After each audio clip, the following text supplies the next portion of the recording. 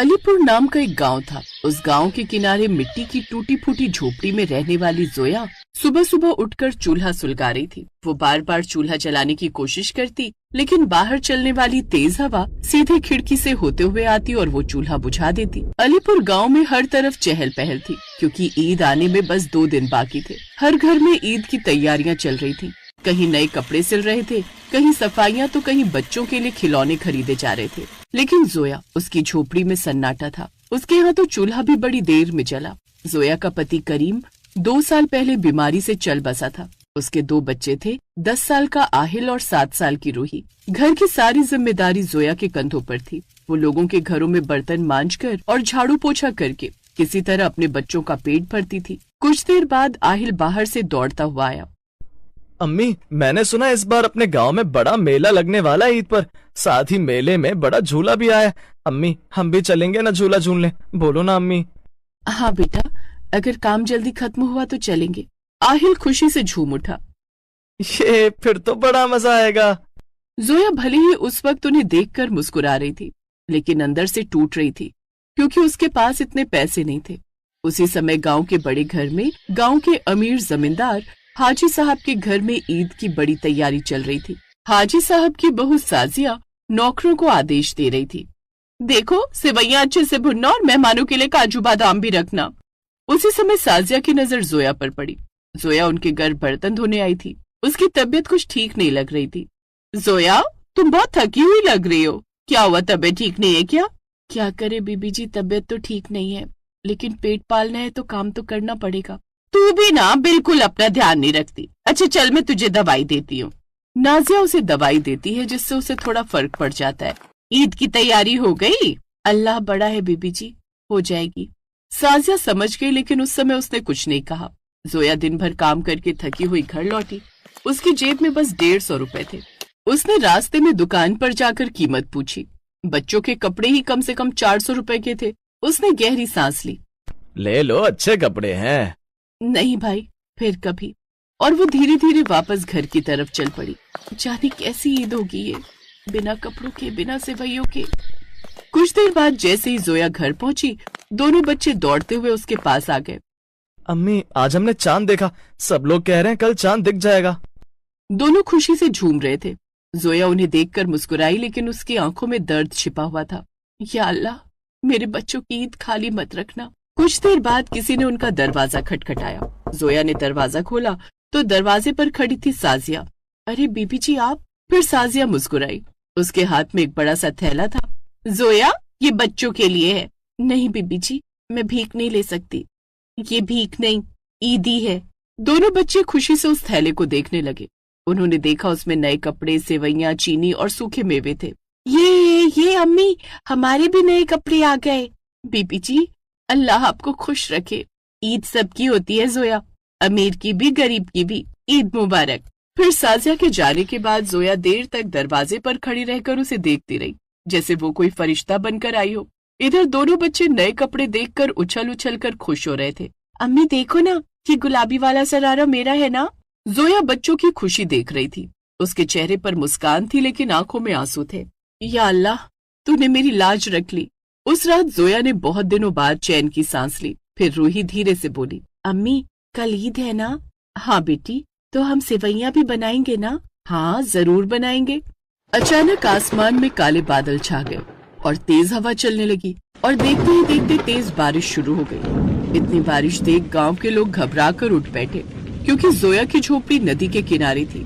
तेज बारिश से नदी का पानी बढ़ने लगा। जोया की नींद भी खुल गई। उसने बाहर देखा, पानी तेजी से बढ़ रहा था। या अल्लाह, ये क्या हो रहा है? इतने में बच्चे भी उठ गए। अम्मी, ये इतनी तेज बारिश क्यों हो रही है?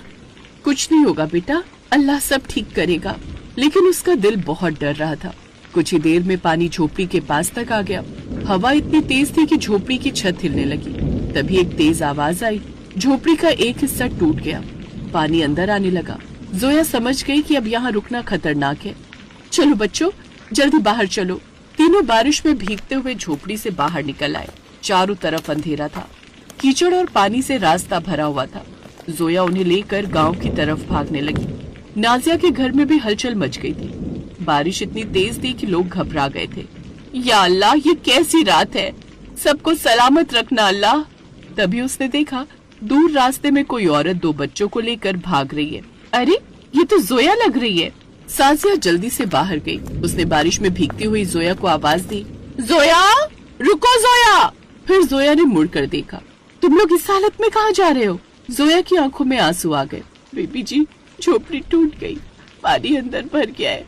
या अल्लाह, अच्छा तुम लोग मेरे घर चलो। नहीं बेबी जी, हम आपको परेशान नहीं करेंगे। परेशानी कैसी? आज ईद की रात है और ईद पर किसी को अकेला नहीं छोड़ते। चलो अब जल्दी मेरे साथ चलो। पहली बार बच्चे इतने बड़े घर में आए थे जहाँ बड़ा सा आंगन और बड़े बड़े कमरे थे। अम्मी, ये घर कितना बड़ा है, बिल्कुल महल जैसा। फिर साजिया ने नौकरानी से कहा, जल्दी से इनके लिए सूखे कपड़े लाओ और जोया, आज की रात तुम लोग यहीं रहोगे।